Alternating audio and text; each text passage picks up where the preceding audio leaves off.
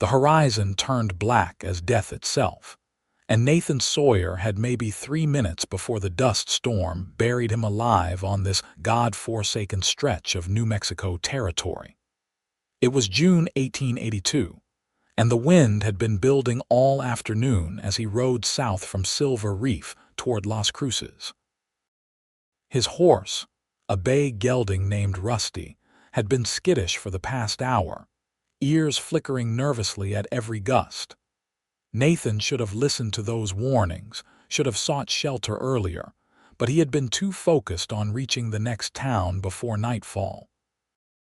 Now the wall of earth and fury bore down on him with the speed of a locomotive, and he knew he would not outrun it. He yanked the reins, wheeling Rusty around, searching desperately for any kind of cover. The landscape was mostly flat scrubland with scattered mesquite and creosote bushes offering no protection whatsoever. Then he spotted it, a rocky outcropping maybe 200 yards to the east, and he spurred Rusty hard toward it. The wind hit like a physical blow, nearly unseating him. Grit filled his mouth and nose instantly. He pulled his bandana up over his face and bent low against Rusty's neck, urging the horse forward through the suddenly darkened world. Sand pelted his exposed skin like buckshot. He could barely see 5 feet ahead. Then through the chaos, he heard something that made his blood run cold. A scream. Human. Female. Nathan jerked his head up, squinting through the maelstrom. There, maybe 50 yards away, a figure stumbled through the storm. A woman in a long skirt, her hair whipping wildly, one hand raised to shield her face. She was going the wrong direction, heading deeper into the open desert where the storm would swallow her whole. He did not think. He just acted. Yanking Rusty's reins, he drove the gelding toward her. The horse resisted, wanting nothing more than to flee to safety, but Nathan was relentless. When he got close enough, he could see she was young, maybe mid-20s, her dress already coated in dust. Terror marked her features. "Here," he shouted, extending his arm.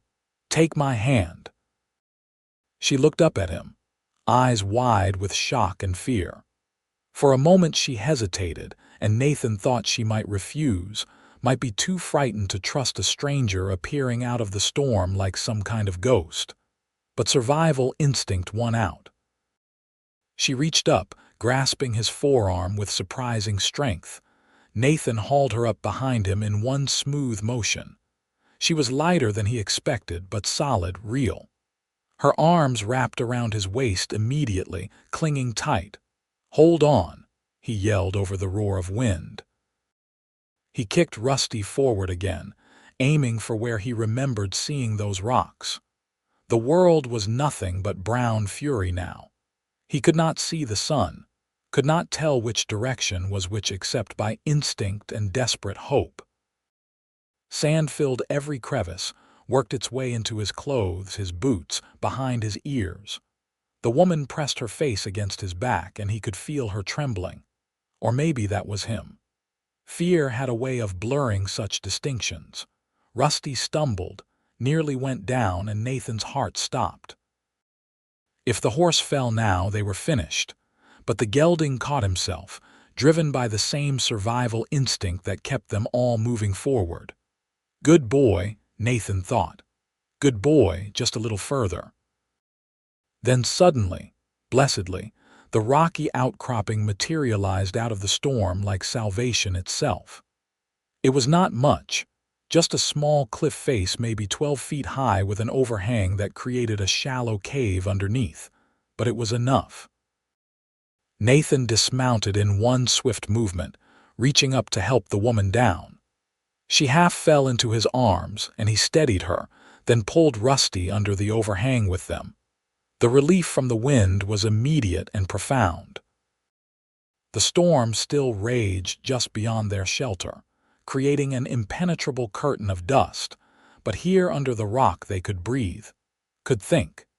Nathan tied Rusty's reins to a sturdy root protruding from the cliff face, then turned to check on the woman. She had collapsed against the rock wall, breathing hard, covered head to toe in dust. Her dress, which might have been blue or gray under all that dirt, was torn at the hem. Her dark hair had come loose from whatever pins had held it, hanging in tangled waves around her face. "You all right?" he asked, his voice rough with dust. She looked up at him, and even through the grime he could see she had striking eyes. Green, he thought, or maybe hazel, beautiful in a way that hit him unexpectedly. "I think so," she managed. "Thank you, I thought I was going to die out there." Nathan pulled his canteen from Rusty's saddle and offered it to her. "Drink slow, not too much at once." She took the canteen with shaking hands, swished water around her mouth, spat it out, then took a careful sip. When she handed it back, their fingers brushed, and Nathan felt something electric pass between them. He told himself it was just the aftermath of danger, the heightened awareness that came from staring death in the face. "What were you doing out here alone?" he asked, taking his own drink before settling down against the opposite wall.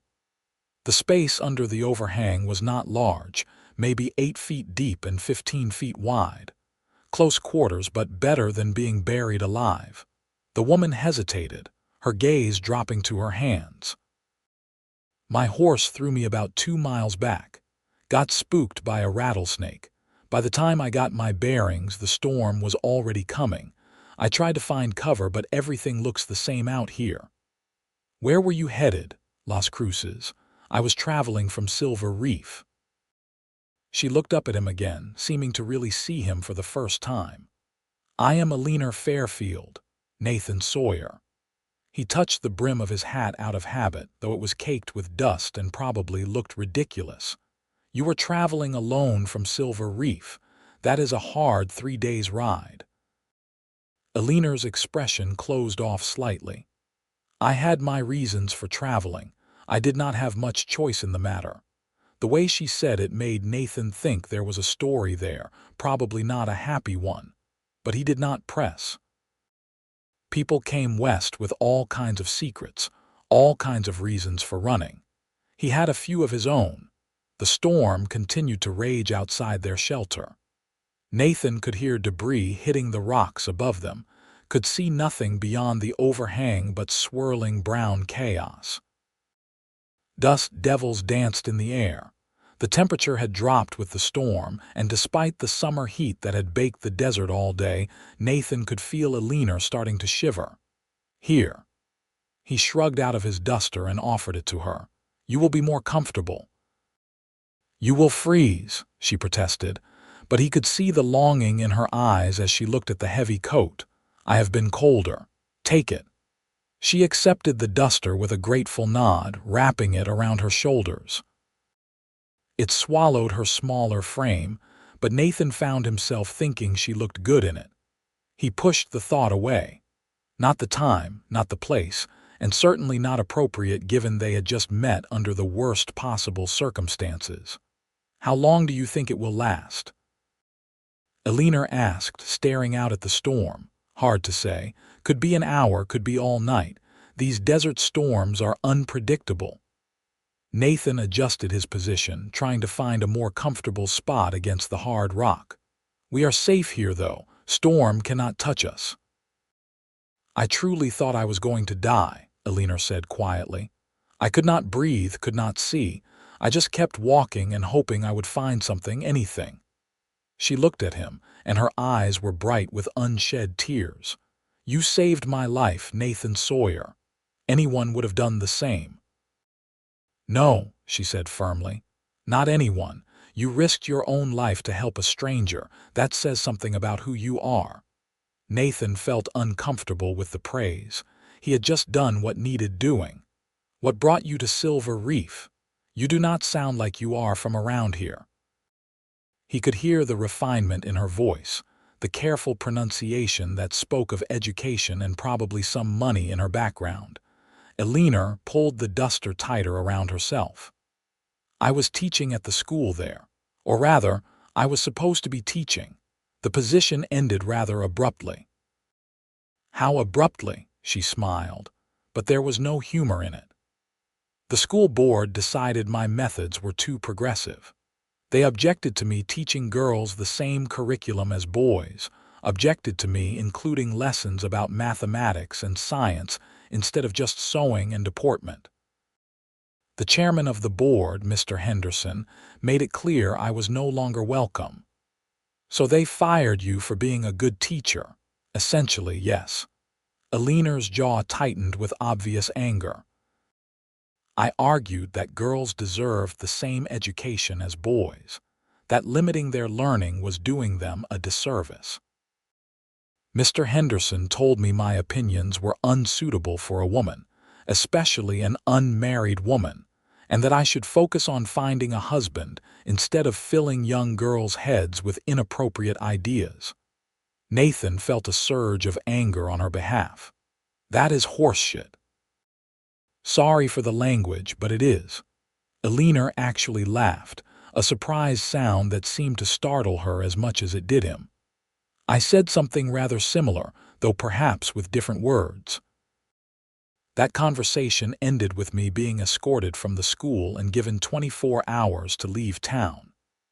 They ran you out on a rail for wanting to teach girls to read properly, among other things. I may have also criticized the mayor's wife for her treatment of the Mexican families in town. And I may have been rather vocal about the unfair wages paid to the mine workers. She shrugged. I have never been particularly good at keeping my opinions to myself. Nathan found himself grinning despite their situation. I am starting to see why Silver Reef was not a good fit for you. My father warned me that my tongue would get me into trouble. He was right, though I doubt he imagined I would end up stranded in a dust storm in New Mexico territory. Her expression grew sad. He passed 2 years ago. Mother went 6 months after.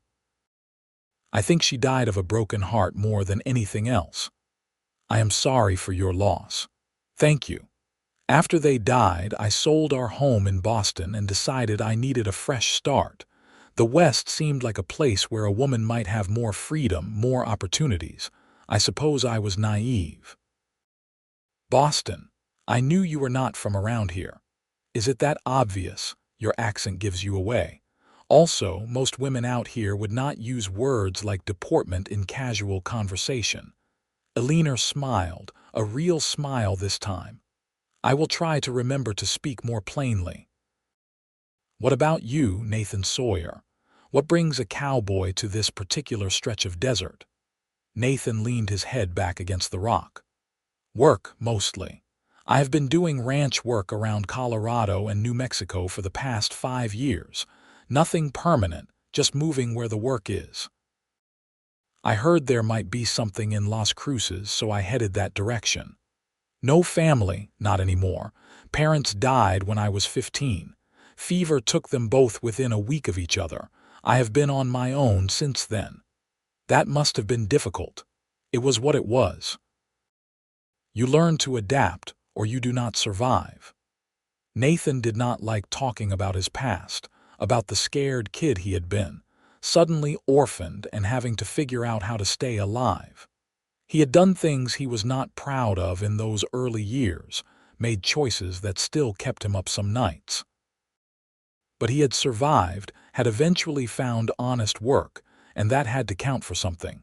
They fell into silence, listening to the storm. Sand and dust continued to swirl beyond their shelter, occasionally blowing in far enough to sting their eyes. Rusty stood patiently, head down, waiting it out with the stoicism horses seemed to possess in spades. Tell me something, Aliner said after a while. Something true, something real. I feel like I should know more about the man who saved my life. Nathan considered the question. I am 26 years old. I have never shot a man, though I have come close twice. I do not drink whiskey because my father did, and it turned him mean. I prefer coffee so strong it could strip paint. I can play the harmonica, but I am terrible at singing. And I think teaching girls the same as boys makes perfect sense, for what that is worth. Aliner smiled. That is worth quite a lot, actually. My turn. Fair is fair. I am 24. I have never fired a gun, but I have always wanted to learn. I love books more than most people, which probably says something unflattering about me. I can cook well enough to avoid poisoning anyone, but I am not what anyone would call a natural homemaker. I believe women should have the right to vote and own property in their own names. And despite everything that has happened, I still believe the West holds possibilities that the East never could. Why is that? Because out here, it feels like the rules are not written yet. Back in Boston, everything was predetermined. Your family, your name, your position in society, all of it decided before you were born. But here, you can be whoever you want to be, make your own path, at least in theory. In theory, Nathan agreed. Reality is often messier. Reality is always messier. But the dream is still worth chasing, is it not? Before Nathan could answer, a particularly violent gust of wind sent a spray of sand and small rocks under their shelter. He instinctively moved to shield Alina, putting himself between her and the storm. She grabbed his arm, pressing close to him. When the gust passed, Nathan realized he had not moved back, and neither had Alina. They were close enough that he could see the flecks of gold in her eyes, could count the freckles across her nose that the dust had not hidden. His heart was beating faster than it should, and it had nothing to do with the storm. "Sorry," he said, starting to pull away. "Do not be." Alina's voice was soft. "I feel safer with you here." Something passed between them in that moment, something Nathan could not quite name but felt in his bones. This was not just gratitude or proximity or the strange intimacy that danger sometimes created. This was something else, something that scared him more than any dust storm ever could. He forced himself to sit back, to put distance between them even though every instinct told him to pull her closer. "The storm should pass soon," he said, his voice rougher than intended. Alina nodded, but he saw disappointment flicker across her face before she hid it. She pulled his duster tighter around herself and turned to watch the storm, and Nathan cursed himself for a coward. They sat in silence as the wind howled, and the desert tried its best to bury them. Nathan found himself studying her profile in the dim light, the determined set of her jaw, the way she held herself with a kind of dignity despite being covered in dust and clearly exhausted. She was beautiful, yes, but more than that, she was strong. He had seen grown men panic in situations less dire than being caught in a dust storm on foot, but Alina had kept her head, had survived long enough for him to find her. "Can I ask you something?" Alina said suddenly. "Sure. When you saw me out there, why did you stop? Why not just keep riding to safety?" Nathan thought about it, trying to find words for an instinct that had required no thought at all. Because leaving someone to die when you can help them is not something a man can come back from. That kind of choice marks you, changes you into someone you do not want to be. I would rather risk my own life than become that person. That is a very noble philosophy. It is just common decency, seems to me. Common decency is not as common as you might think, Nathan. Trust me on that. The bitterness in her voice made him wonder what she had experienced, what had shaped her view of the world. He wanted to ask, but felt they were not quite there yet, not quite at the level of intimacy where such questions would be welcome. As if reading his thoughts, Alina said, "I was engaged once, back in Boston. His name was William Montgomery, and he came from one of the best families in the city. Everyone said it was a perfect match. My parents were thrilled. What happened? I discovered he had very particular ideas about what a wife should be. Quiet, obedient, decorative. When I expressed opinions he did not like, he would dismiss them as frivolous female nonsense. When I tried to discuss books or politics, he would pat my hand and tell me not to worry my pretty head about such things. She paused, her hands clenching in the fabric of the duster. The final straw came when he hit me for contradicting him at a dinner party. Nathan felt anger surge through him, hot and immediate. "He hit you," backhanded me across the face. Then he apologized profusely, said he had too much to drink, promised it would never happen again. But I saw his eyes when he did it, Nathan. I saw satisfaction there, saw that he enjoyed putting me in what he considered my place. She turned to look at him directly. I broke off the engagement the next day. My parents were devastated. They said I was throwing away my future over one small incident, but I knew it would not be one incident. I knew William would spend our marriage trying to break me, trying to mold me into his idea of a proper wife. "You did the right thing." I know I did, but it cost me. Boston society turned against me. The Montgomerys spread rumors that I was mentally unstable, that I had wild delusions.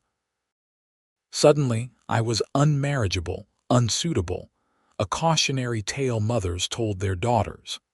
That is when I decided to come west, to find somewhere I could start over without that weight of judgment hanging over me. Nathan understood now why she had been so adamant about teaching girls to think for themselves, about giving them tools to build independent lives. She had lived the alternative, had seen firsthand what happened when women were taught to be nothing more than decorative appendages to men. "For what it is worth," he said carefully, "William Montgomery sounds like a fool and a coward. Only weak men need to hit women to feel strong. I think so too, though saying so made me quite unpopular in certain circles. Probably not circles worth being popular in." Eleanor smiled. "Probably not." The storm was beginning to ease. The wind still blew hard, but the worst of the fury had passed. Visibility was improving, and though dust still swirled in the air, Nathan could now see perhaps 20 feet beyond their shelter instead of mere inches. "Looks like it is moving on," he said. "Another 30 minutes and we should be able to head out safely." "Where will you go?" Eleanor asked. "Las Cruces, like I planned. Find work, earn some money, move on when the work runs out, same as always." He paused, then added, "What about you? You still planning to go to Las Cruces?" "I do not know any more. I was hoping to find another teaching position, but after what happened in Silver Reef, I am not sure anyone will hire me. Word travels fast in small western towns. There are other jobs besides teaching." "Are there?" "For a woman alone with no family and a reputation as a troublemaker." She shook her head. "My options are somewhat limited. I could try to find work as a housekeeper or a seamstress, though I am not particularly skilled at either.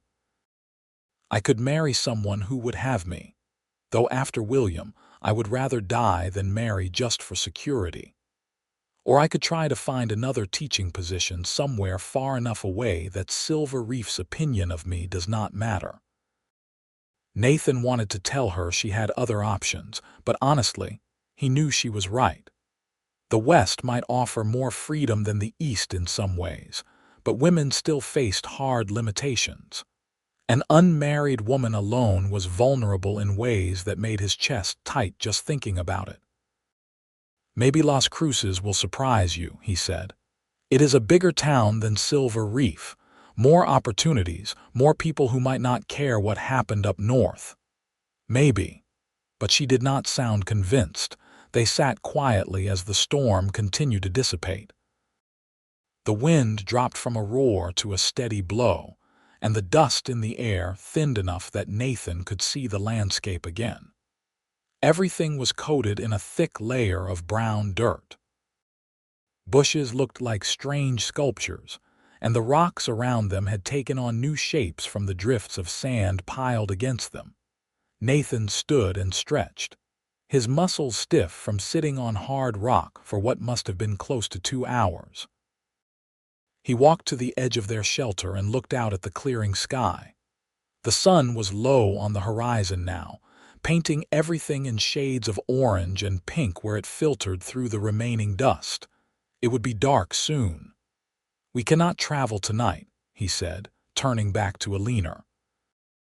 "Too dangerous with all this dust still in the air, and no way to know what the storm might have covered up or changed. We will have to camp here." Alina nodded, standing and dusting herself off in a futile attempt to clean her dress. "I do not suppose you have any food in those saddlebags." "Some jerky and hardtack, not much else." Jerky and hardtack sound like a feast right now. Nathan retrieved his supplies, along with a single blanket tied behind his saddle. It was not much for an overnight camp, but they would make do. He had been in worse situations with less. They sat together as the sun set, sharing the meager food and passing the canteen back and forth.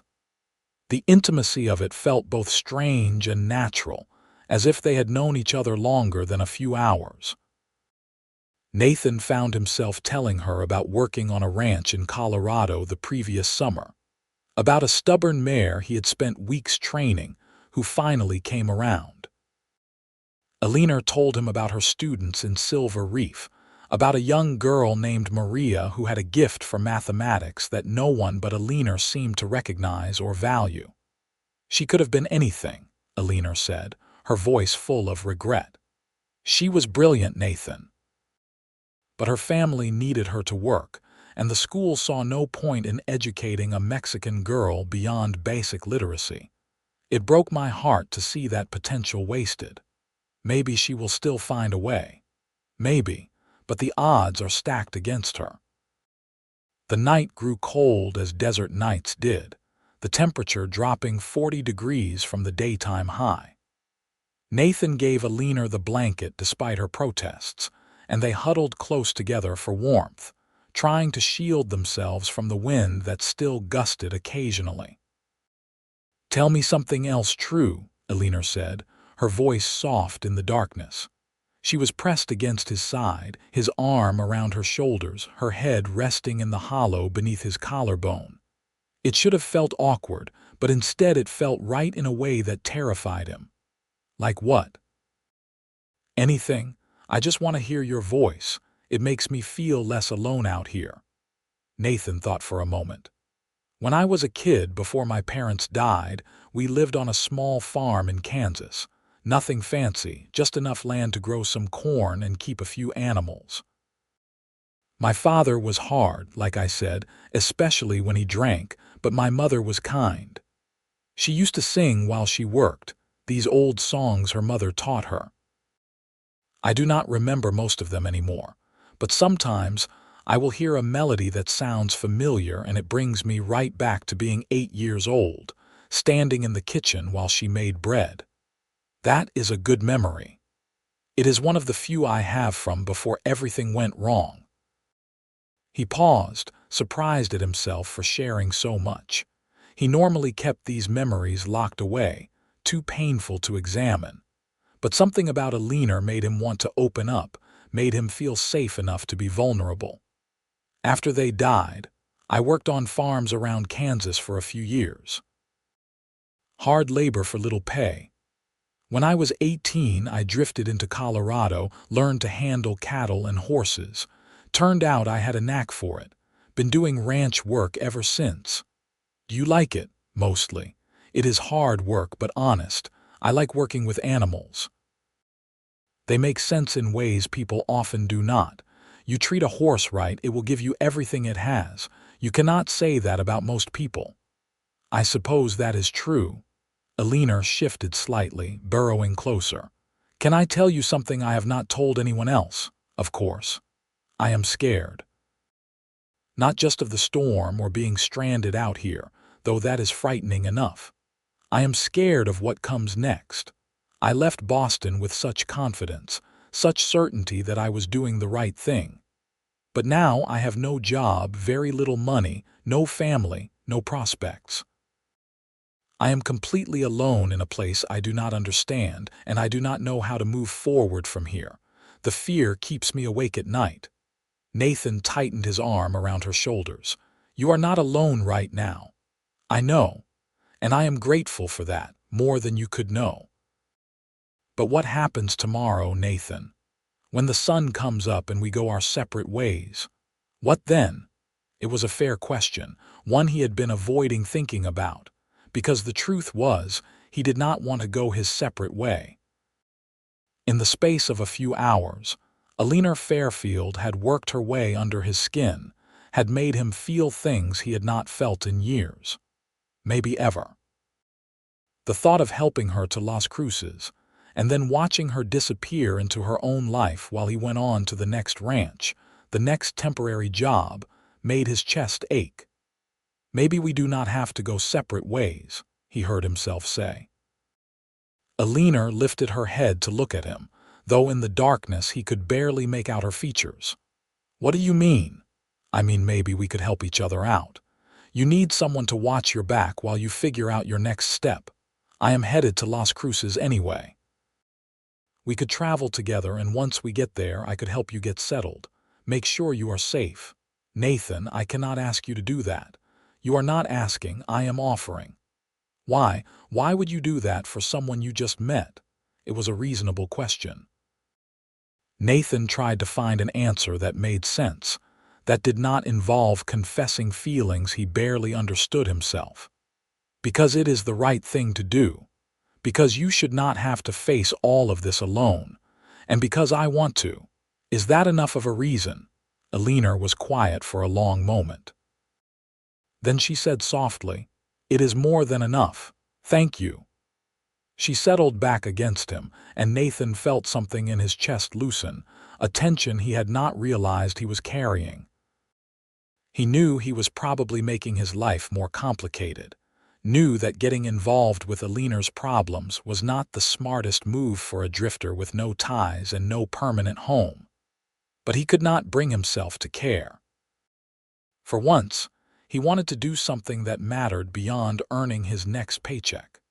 They dozed fitfully through the night, waking when the cold got too bad or when some distant coyote howled at the moon. Nathan found himself hyper-aware of Alina's presence, of the way she fit against him, of the soft sound of her breathing. He had been with women before, brief encounters in cow towns that meant nothing beyond a night's comfort, but this felt different. This felt like something that could change his life if he let it. Dawn came slowly, the sky lightening from black to gray to pale blue. Nathan eased away from Alina carefully, not wanting to wake her. She looked younger in sleep, more vulnerable, and he felt a fierce surge of protectiveness that surprised him with its intensity. He checked on Rusty, who had weathered the storm just fine, then walked out to survey the landscape. The dust storm had reshaped everything. Drifts of sand covered the road they had been traveling, and several large branches had been torn from distant trees and scattered across the desert floor. But the storm had passed, and the morning was clear and still. Good morning. Nathan turned to find Alina standing at the edge of their shelter, his duster still wrapped around her shoulders. Her hair was a wild tangle and dust still caked her dress, but her eyes were bright and alert. Morning. How did you sleep? Better than I expected, considering. Thank you for keeping me warm, any time. The words came out more intimate than he intended, and he saw color rise in Alina's cheeks. I mean, I was cold too, made sense to share body heat, of course. But she was smiling slightly, and Nathan wondered if she was as affected by their closeness as he had been. They shared more jerky and water for breakfast, then prepared to leave. Nathan helped Alina up onto Rusty, then swung up behind her. It would be slower going with two people on one horse, but there was no help for it. They would need to detour to look for Alina's horse, though Nathan suspected the animal had either run home or been claimed by the storm. He had seen horses do both in similar situations. They rode out as the sun climbed higher, warming the cool morning air. Nathan kept his arms around Alina to handle the reins, and she leaned back against his chest in a way that felt natural despite them being virtual strangers. The desert stretched around them in all directions, beautiful and brutal in equal measure. "Tell me about Las Cruces," Alina said as they rode. "What is it like?" "Decent-sized town, maybe 2,000 or 3,000 people. It sits on the Rio Grande, so there is more water than most places out here. Lots of farming, some ranching. The railroad came through a few years back, which brought more people and more business. It is not as rough as some frontier towns, but it is not Boston either." "Good. I think I have had enough of places like Boston." They rode in companionable silence for a while, following the road south where they could see it under the new layer of dust. Nathan kept watch for any sign of Alina's horse, but saw nothing. After about an hour, Alina spoke again. "Nathan, there is something I need to tell you. About why I was really traveling alone, and why I am really going to Las Cruces." Something in her tone made Nathan's stomach tighten. "All right." Alina took a deep breath. "I was not completely honest with you last night." "Yes, I was fired from the school in Silver Reef, but that is not the whole story. The truth is more complicated, and you deserve to know what you are getting involved with before we go any further." Nathan waited, keeping his hands steady on the reins even though his heart had started beating faster. "The chairman of the school board, Mr. Henderson, the one who fired me. He was angry about more than just my teaching methods. A few weeks before I was dismissed, his son Thomas approached me after school one day. He was 19, had recently returned from college back east. He asked if he could court me. And you said no." "I said no." Thomas Henderson was arrogant and entitled, everything I disliked about the young men I had known in Boston. But he did not take rejection well. He began following me around town, showing up at my boarding house, making unwanted advances. When I complained to his father, Mr. Henderson dismissed my concerns, said his son was just being friendly, that I should be flattered by the attention. Nathan felt anger building in his chest. He did not. He did. And when I continued to refuse Thomas, when I made it clear in no uncertain terms that I had no interest in him, both father and son became vindictive. That is when the school board suddenly decided my teaching methods were unacceptable. That is when I was given 24 hours to leave town. "Did Thomas Henderson threaten you?" Alina was quiet for a moment. "The day before I left, he cornered me in an alley. He said that if I would not be with him willingly, there were other ways to make me understand my place. He said no one would believe me if I accused him of anything because I was already known as a liar and a troublemaker. Then he put his hand on my throat and squeezed just hard enough to make his point." Nathan pulled Rusty to a stop. His hands were shaking with rage. "Did he hurt you?" "He scared me badly, but he did not do anything more than that. I think he enjoyed frightening me, enjoyed making me feel powerless. I left town that night instead of waiting until morning. I did not want to give him another opportunity." "Alina, that is beyond unacceptable." "Did you report him to the law? The sheriff in Silver Reef is Henderson's brother-in-law. Who do you think he would have believed? A disgraced teacher from back east, or the son of the most powerful family in town?" She turned in the saddle to look at Nathan as best she could. "This is why I needed to tell you the truth. If the Hendersons find out someone helped me, if they learn your name, you could be in danger too. Men like them do not like it when people interfere with what they see as their business." Nathan processed this information, his mind working through the implications. What Alina was describing was worse than he had imagined, a level of menace and entitlement that made his blood boil. But it also complicated things significantly. If Thomas Henderson was determined enough to follow Alina, they could both be in danger. "How likely is it that he will come after you?" Nathan asked. "I do not know. Part of me thinks he will move on to an easier target, that I am not worth the trouble now that I have left his territory. but part of me is terrified that his pride will not let him drop it, that he will see my escape as a challenge to his authority. Nathan urged Rusty forward again, his jaw tight. Then we make sure you are safe. We get to Las Cruces. We find you a place to stay where people know your name and face. Community is protection. If Henderson shows up, he will have to get through more than just me. You still want to help me, even knowing this. Even more so, actually. No woman should have to deal with a man like that alone. Eleanor turned forward again, but not before Nathan saw the shine of tears in her eyes.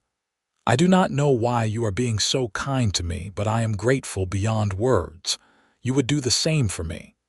I like to think I would, but not everyone would. They rode on, and Nathan found his mind spinning with plans. Las Cruces was still a full day's travel away, maybe more with both of them on one horse. They would need to stop for the night somewhere, which meant another night camping rough.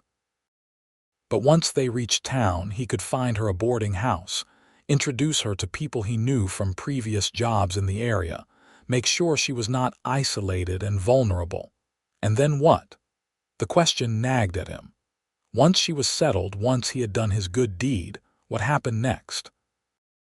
He was supposed to find work and move on, the way he always did. But the thought of leaving Eleanor alone to face whatever came next felt wrong in a way he could not ignore. The sun climbed higher as they traveled, and the heat became oppressive. Rusty was tired from carrying double weight, so Nathan stopped frequently to let the horse rest and to share water with Eleanor.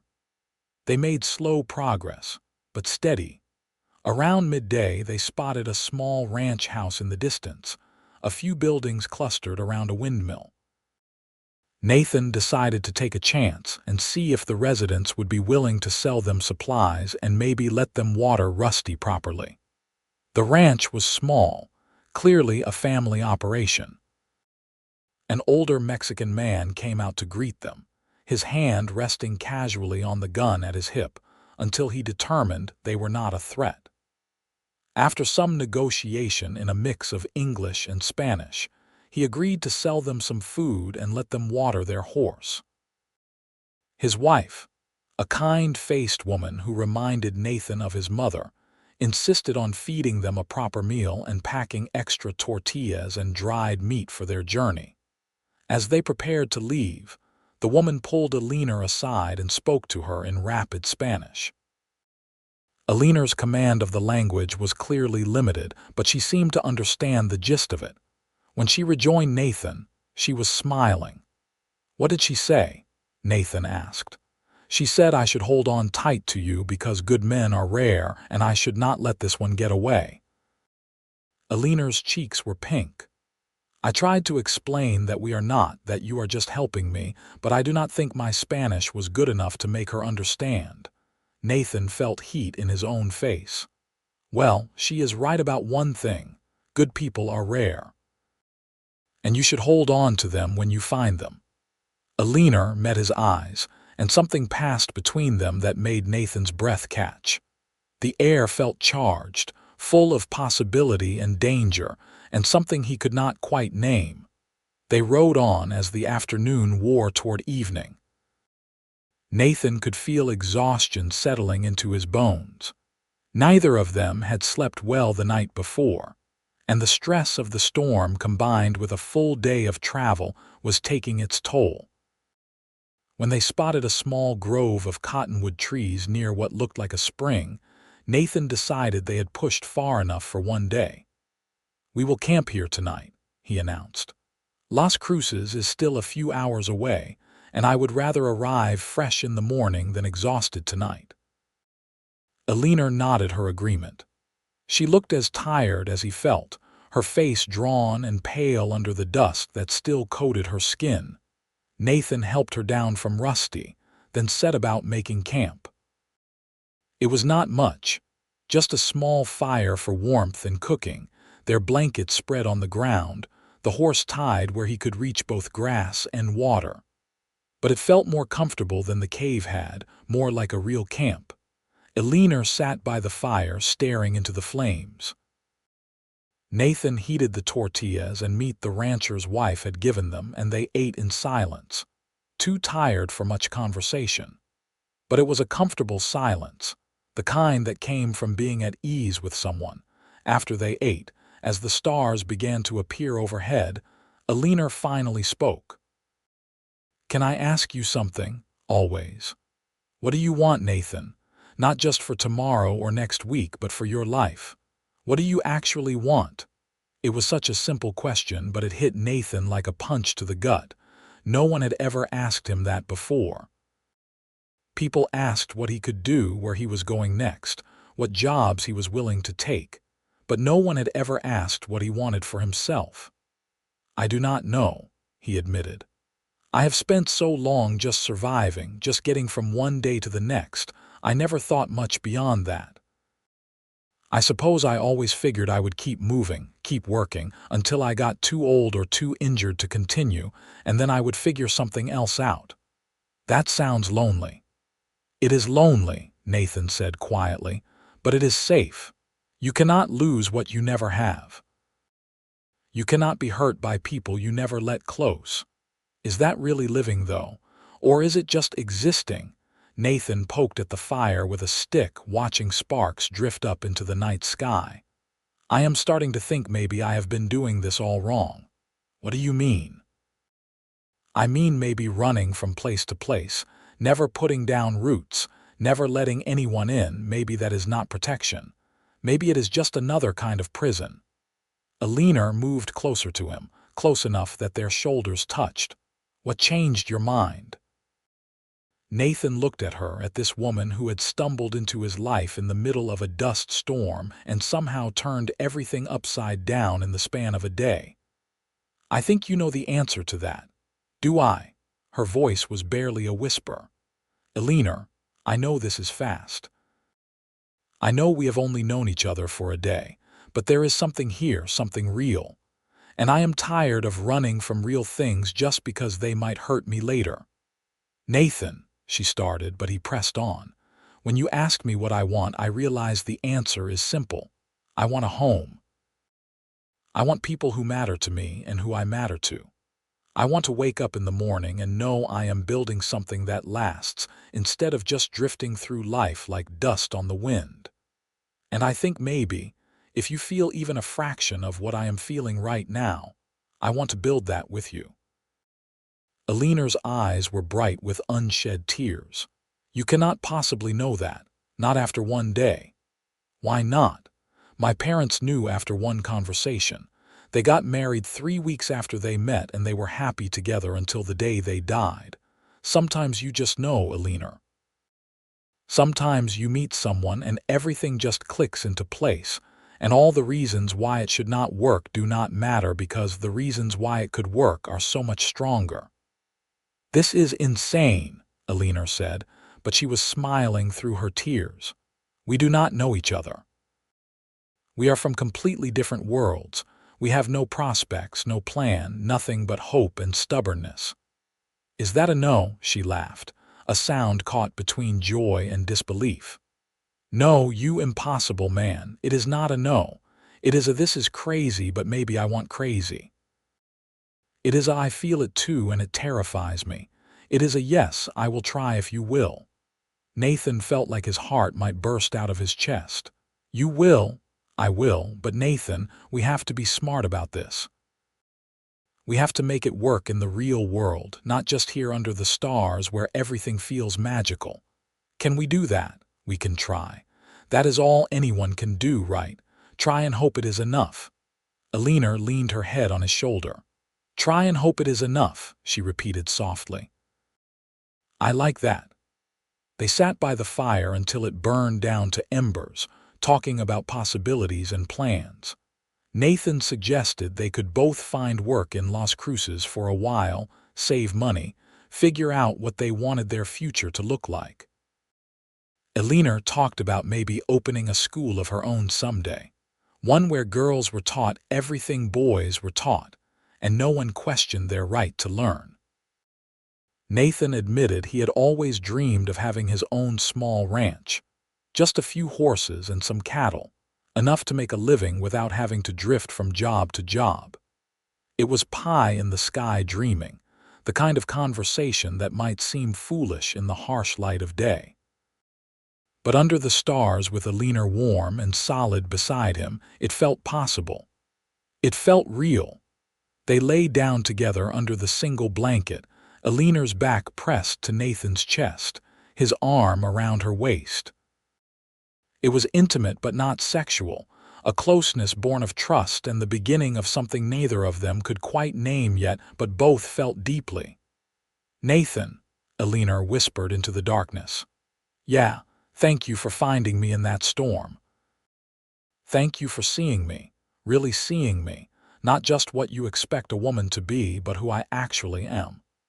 Thank you for making me believe that maybe my life is not over, that maybe this is just the beginning of something better."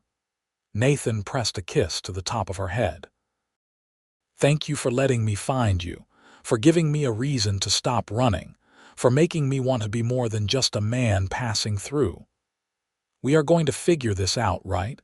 We are going to figure this out," Nathan promised. "Together." They fell asleep like that, wrapped around each other under the vast New Mexico sky. Two people who had been alone finding solace and hope in an unexpected connection. The next morning dawned clear and bright. They packed up camp quickly, both eager to reach Las Cruces and start the next phase of their plan. The town was only a few hours away now, close enough that Nathan could almost feel the weight of civilization, of walls and roofs and people living in close proximity. As they rode, Alina told him more about her teaching philosophy, about the books she loved, about her dreams for what education could be if people would just open their minds.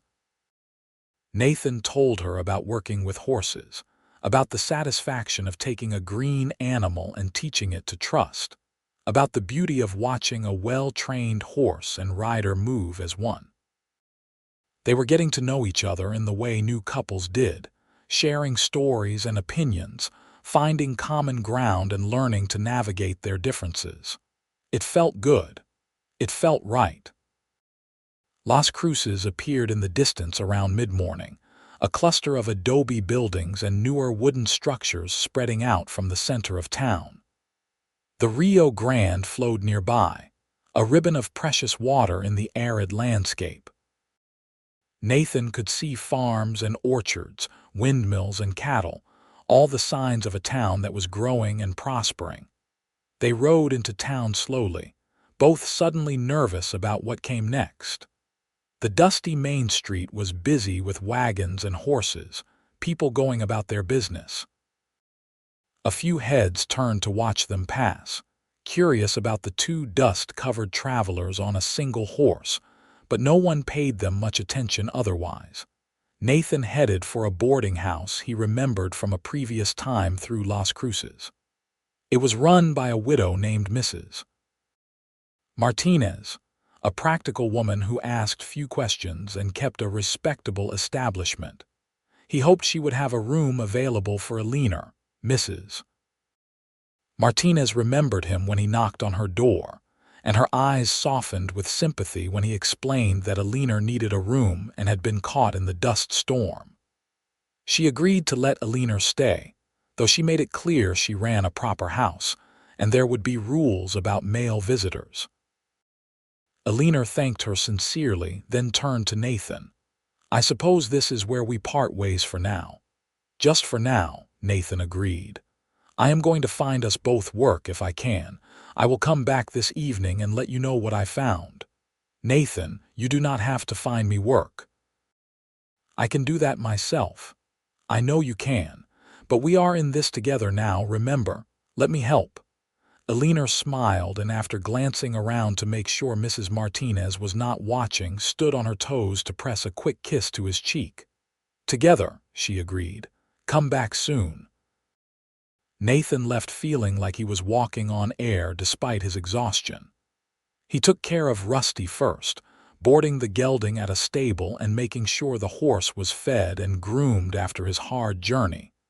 Then he started making rounds of the businesses in town, asking about work. By late afternoon, he had secured a job working for a rancher named Samuel Stone who needed help with his cattle. The pay was decent, and Mr. Stone seemed like a fair man. Even better, when Nathan mentioned he knew a woman who was an excellent teacher, Mr. Stone said his wife had been looking for someone to tutor their 3 daughters. Apparently the local school was overcrowded and not particularly good. Nathan returned to Mrs.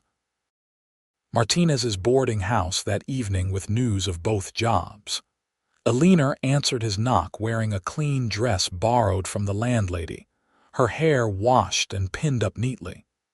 She looked beautiful, and Nathan had to remind himself they were in public, and he should not kiss her the way he wanted to. "I have good news," he said instead. "I found us both work." Alina's face lit up. "Tell me everything." They walked through town as Nathan explained about Mr. Stone's ranch and the tutoring position for the 3 daughters. Alina was thrilled, especially when Nathan explained that the Stone family seemed progressive and open-minded. "I could actually teach them properly," she said, wonder in her voice.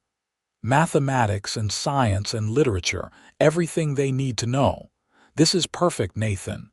It gets better." Mr. Stone invited us both to dinner tomorrow evening to discuss the arrangements. He wants to meet you before making it official, but I could tell he was inclined to hire you based on my recommendation. You recommended me based on knowing me for 2 days. I recommended you based on knowing you are smart and passionate and exactly what those girls need. The fact that I have only known you 2 days does not change those truths. Alina stopped walking and turned to face him. They were standing in the town square, the evening light casting everything in shades of gold. "Nathan Sawyer, you are either the bravest man I have ever met or the most foolish. I have not decided which yet." "Maybe I am both. Maybe you are," she smiled. "What happens now?" "You have your job, I have the possibility of mine. We are both staying in Las Cruces. Do we just see where this goes?" "I think that is exactly what we do. No rushing, no pressure. We just spend time together, get to know each other properly. Let whatever is between us grow naturally." That sounds reasonable and mature. Too reasonable, a little. Part of me wants to be reckless, Nathan. Part of me wants to ignore reason and just throw myself into this with everything I have. Nathan stepped closer, close enough that he could see the individual lashes framing her eyes. "What is stopping you?" "Fear, mostly. Fear that I am wrong about you, about us. Fear that this feeling will fade once real life intrudes. Fear that I am making another mistake like I did with William. I am not William. I know you are not, but fear is not always rational." Nathan took her hand, threading his fingers through hers. "Then let us make a deal. We will take this slow like rational adults, but at the end of every day we will be honest with each other about what we are feeling. No games, no pretending, just truth. Can you do that? I can do that." Alina squeezed his hand. "Truth and time. I like those terms." They walked back to the boarding house hand in hand, making plans for the next day. Nathan would introduce Alina to the Stone family, and she would prepare for the meeting like it was the most important interview of her life. They would both work hard, save money, and build the foundation for whatever future they decided to create together. When they reached Mrs. Martinez's front door, Alina turned to him one more time. "Nathan, earlier you said I spoke truth that shook you when the storm cleared. But I have been trying to figure out what you meant. What truth was that?" Nathan thought back to their conversation in the cave, to all the things Alina had told him. Then it hit him. "It was not one specific thing you said. It was the truth of who you are, Alina. Your strength, your intelligence, your refusal to be what everyone else thinks you should be. Meeting you shook me because it made me realize I had been sleepwalking through my life, just going through the motions. You woke me up. That is the truth that shook me." Alina's eyes were bright with emotion. "That is the most romantic thing anyone has ever said to me. It is just the truth." "The truth is usually the most romantic thing," she said softly. Then she stood on her toes and kissed him, a real kiss this time, soft and sweet and full of promise. When they finally parted, both breathless, Nathan rested his forehead against hers. "I am going to court you properly, Alina Fairfield. I am going to do this right.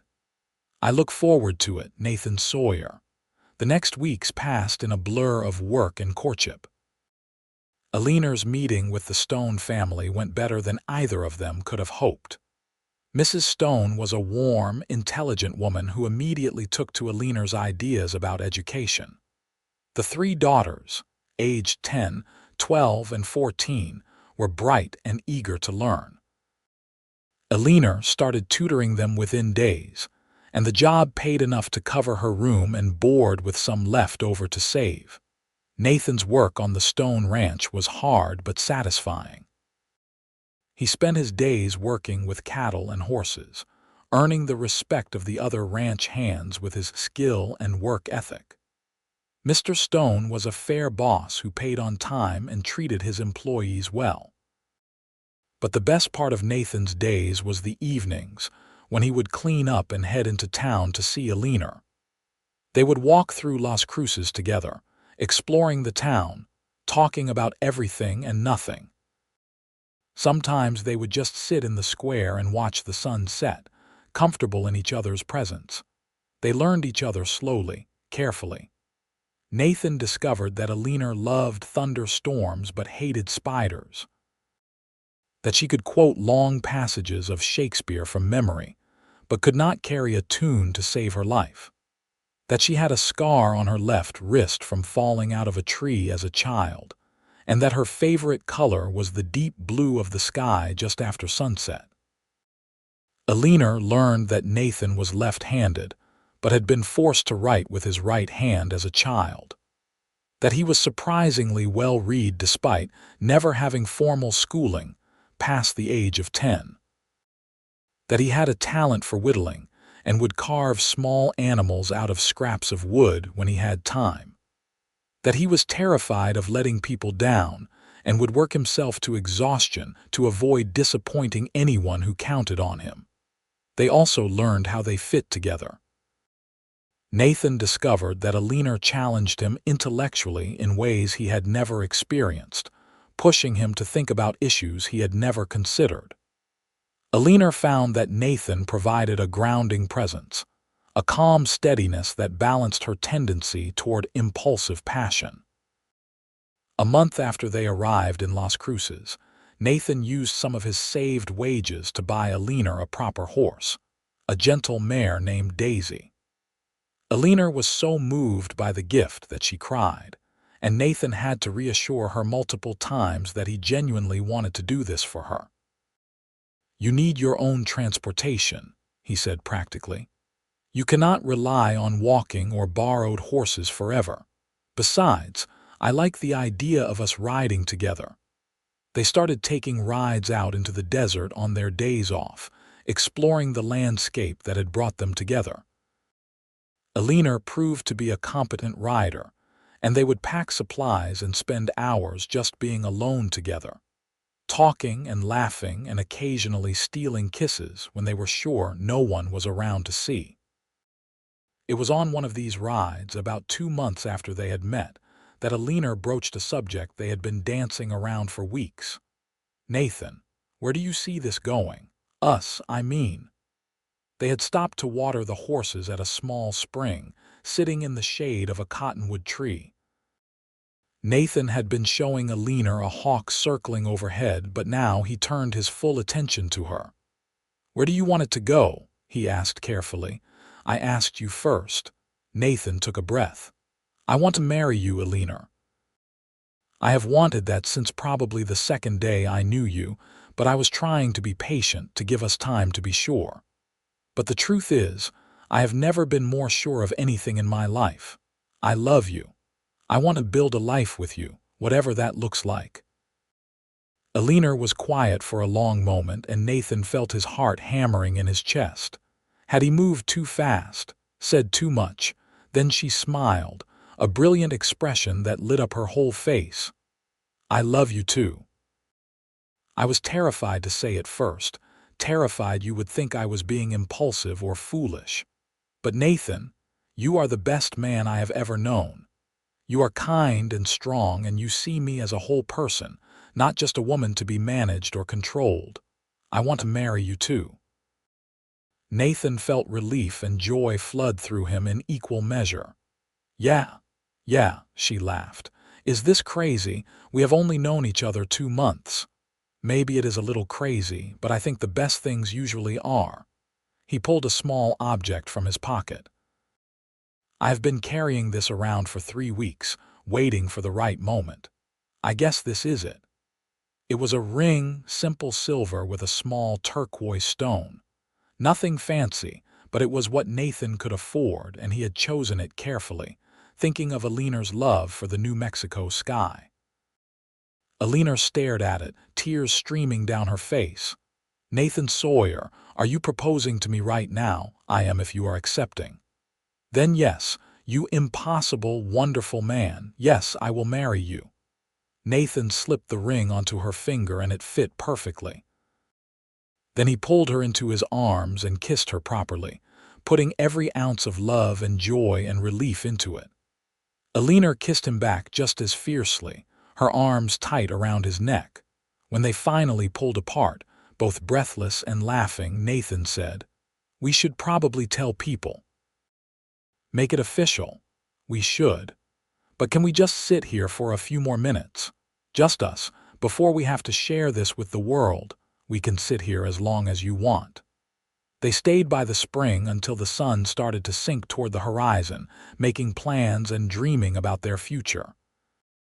They decided to have a small wedding in Las Cruces. Nothing fancy, just their friends and the few people they had grown close to over the past months.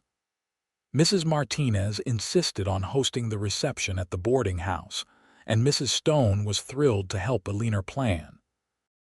The wedding took place on a Saturday afternoon in late September, in the small Catholic church at the center of town. Father Gonzalez, who had become fond of both of them, performed the ceremony. Alina wore a simple white dress that Mrs. Stone and Mrs. Martinez had helped her sew, and she carried wildflowers that Nathan had picked that morning. Nathan wore his best clothes, cleaned and pressed until they looked almost new. It was not a fancy wedding by any standard, but it was perfect. Alina's students attended, along with the entire Stone family. Several of Nathan's co-workers from the ranch came, as well as the rancher's wife who had fed them on their journey to Las Cruces. Mrs. Martinez cried through the entire ceremony. When Father Gonzalez pronounced them husband and wife, Nathan kissed Alina with all the love in his heart, and the small church erupted in applause and cheers. The reception was a joyful affair, with food and music and dancing. Nathan, who had claimed he could not dance, proved surprisingly capable once Alina got him on the floor. They waltzed awkwardly but happily, surrounded by people who genuinely cared about them. As the evening wound down and guests started to leave, Mr. Stone pulled Nathan aside. "I have a proposition for you," he said. "I am getting too old to run the ranch by myself, and my daughters have no interest in ranching. I need a partner, someone I trust to help manage things and eventually take over when I retire. I have been watching you these past months, Nathan. You are a good worker, honest and skilled. If you are interested, I would like to offer you a partnership." Nathan was stunned. "Mr. Stone, I do not have capital to invest. I could not afford to buy in." "I am not asking you to buy in. I am asking you to earn in. Work hard, help me build this place up, and over time you will earn your share. What do you say?" Nathan looked across the room at Alina, who was laughing with Mrs. Stone and her daughters, his wife, the woman he would spend the rest of his life with. This offer meant stability, a real future, the chance to put down roots the way he had always secretly wanted. "I say yes, Mr. Stone, thank you. I will work hard to prove you made the right choice."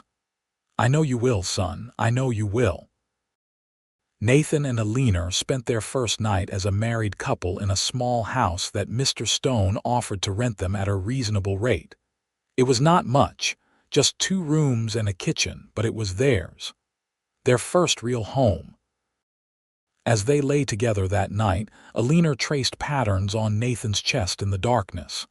Did this really happen? Did we really just get married? We really did. You are stuck with me now, Mrs. Sawyer. I like the sound of that, Mrs. Sawyer. She propped herself up on one elbow to look at him. "Nathan, I need to tell you something." He heard the seriousness in her tone and felt a flutter of concern. "What is it?" "I am terrified I am going to wake up tomorrow and discover this was all a dream. That I am still that woman stumbling through a dust storm, lost and alone, and none of this was real." Nathan pulled her close. "It is real, Alina. I am real. This is real. And we are going to build a life together that is better than any dream. Promise. I promise." The years that followed were not always easy, but they were good. Nathan worked hard on the ranch, learning every aspect of the business from Mr. Stone. Alina continued tutoring the Stone daughters and eventually took on other students as word of her teaching skills spread. They saved their money carefully, planning for the future. 2 years after their wedding, Alina discovered she was pregnant. The news filled Nathan with equal parts joy and terror. He had never thought much about being a father, had certainly never expected to have the opportunity. But as Alina's belly grew and he felt the baby kick under his hand, something shifted in him. This was real. This was his family, his future. Their son was born on a warm May evening, a healthy baby boy with a powerful set of lungs. They named him James Nathan Sawyer, after Nathan's father and himself. Nathan held his son for the first time and felt something crack open in his chest, a well of love so deep it almost hurt. Alina proved to be a natural mother, though she often joked that keeping up with an infant was harder than managing a classroom of students. Nathan did his best to help, learning to change diapers and rock James to sleep when Alina was exhausted. Life settled into a new rhythm. Work, family, the occasional social event in town. It was not glamorous, but it was rich in the ways that mattered. Nathan would come home from long days at the ranch to find Alina teaching James his letters, even though the boy was barely 2 years old. She was determined that her children would have every educational opportunity possible. Mr. Stone officially made Nathan a partner in the ranch when James was 3 years old. The old rancher had grown to trust Nathan completely, and he wanted to ensure the business would continue after he was gone. Nathan signed the papers with Alina by his side, feeling the weight of responsibility and the pride of accomplishment in equal measure. They bought a larger house on the ranch property, a real home with room to grow. Alina filled it with books and love and laughter. Nathan filled it with handmade furniture and small carved animals for James to play with. When James was 4, Alina got pregnant again. This time she gave birth to twin girls, Martha and Grace. The girls were identical, with their mother's hazel eyes and their father's dark hair. Nathan was completely overwhelmed by suddenly being outnumbered, but he loved every chaotic minute of it. The ranch prospered under Nathan and Mr. Stone's joint management. They made good decisions, weathered droughts and hard winters, and slowly built something substantial.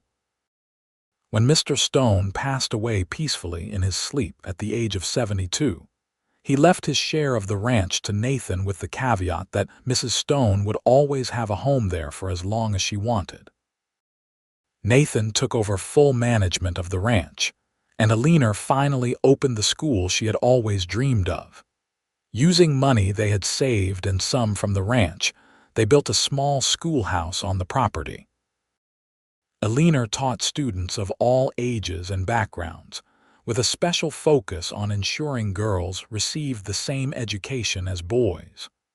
Her school became known throughout the region for its excellence and progressive methods. The years passed in a blur of work and family and love.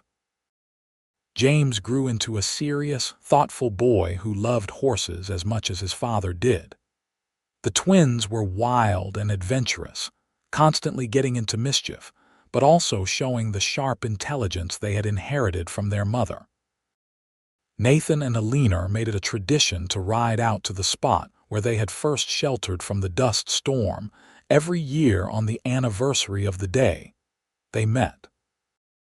They would sit under the rocky overhang, holding hands and remembering that terrifying, wonderful day that had changed both their lives. You ever think about what would have happened if you had not stopped? Alina asked one year, as they watched the sunset paint the desert in shades of gold and red. All the time, Nathan admitted. I think about the life I would have had, drifting from job to job, alone. And then I look at what we have built together and I cannot even imagine that other life anymore. It feels like it belonged to a different person. I think about it too, about dying in that storm or making it to Las Cruces alone and struggling to survive, about never meeting you, never having our children, never building our school and ranch. She leaned her head on his shoulder. That dust storm was the best thing that ever happened to me. Second best, Nathan corrected. The best thing was what you did after the storm cleared. What did I do? You spoke truth. About who you were, what you wanted, what you had survived. You did not try to be smaller or quieter or more acceptable. You were just yourself, completely and unapologetically. That truth shook me, Alina. It made me want to be brave enough to be myself too, to stop running and start living. Alina turned to kiss him, sweet and soft. We were so young and foolish. We were. But we were right too, about each other, about us. We were definitely right about us. They had been married 15 years when Alina came to Nathan with an interesting proposition. A woman in Santa Fe had written to her about starting a teacher training program, a way to spread Alina's educational methods throughout the territory. It would mean Alina traveling to Santa Fe several times a year to lead workshops and training sessions. What do you think? Alina asked nervously. I know it would mean time away from home, from you and the children, but Nathan, I could help train teachers across the entire territory. Girls everywhere could benefit. Nathan pulled her into his arms. I think you should absolutely do it. We will manage here. The children are old enough to help more around the ranch, and Mrs. Stone loves spoiling them when you are not around to enforce rules. This is important, Alina. You should do it. The teacher training program was a massive success. Alina traveled to Santa Fe and eventually to other towns across New Mexico territory, teaching her methods to eager educators. Her reputation grew, and she was invited to speak at conferences and write articles for educational journals. Nathan could not have been prouder. He watched his wife become a respected voice in education reform while still being an incredible mother and partner. She seemed to have boundless energy, juggling her school, her training program, and their family with grace. James, now 15, had become Nathan's right hand on the ranch. The boy had his father's skill with horses and his mother's head for business. The twins, at 11, were still wild but showing signs of their future paths. Martha loved the ranch and spent every free moment riding, while Grace had inherited her mother's passion for teaching and could often be found helping Alina with the younger students. Life was good. Better than good. Nathan could not have imagined, all those years ago when he was a drifting cowboy with nothing to his name, that he would end up here. With a thriving ranch, a wife he loved more with each passing year, 3 healthy children, and a place in a community that respected him. On their 20th wedding anniversary, Nathan and Alina threw a party at the ranch. Friends from all over the territory came to celebrate with them. The Stone daughters, now grown women with families of their own, traveled from as far as Colorado to attend. Mrs. Martinez, now quite elderly but still sharp as a tack, told embarrassing stories about Nathan and Alina's courtship that had everyone laughing. As the party wound down and guests started to leave, Nathan and Alina snuck away to their favorite spot, a bench Nathan had built overlooking the valley. The ranch spread out before them, solid and real, a testament to 20 years of hard work and love. 20 years, Alina mused. Can you believe it has been 20 years since that dust storm? Sometimes it feels like yesterday, sometimes it feels like a lifetime ago. Both, I think. We are not the same people we were then. No, we are not. We are better. Nathan took her hand, his thumb rubbing over her wedding ring, worn smooth by 2 decades of wear. You know what I realized the other day? What? I am 46 years old. When I was young and drifting, I could not imagine living this long, could not picture what my life would look like at this age. But here I am, and Alina, I am happy. Genuinely, deeply happy. That is because of you, not just because of me. Because of choices you made, work you did, the man you chose to become. All of that started the day I found you in that storm. You changed the trajectory of my entire life. Alina smiled, that same brilliant smile that still made Nathan's heart skip a beat after 20 years. We changed each other's trajectories.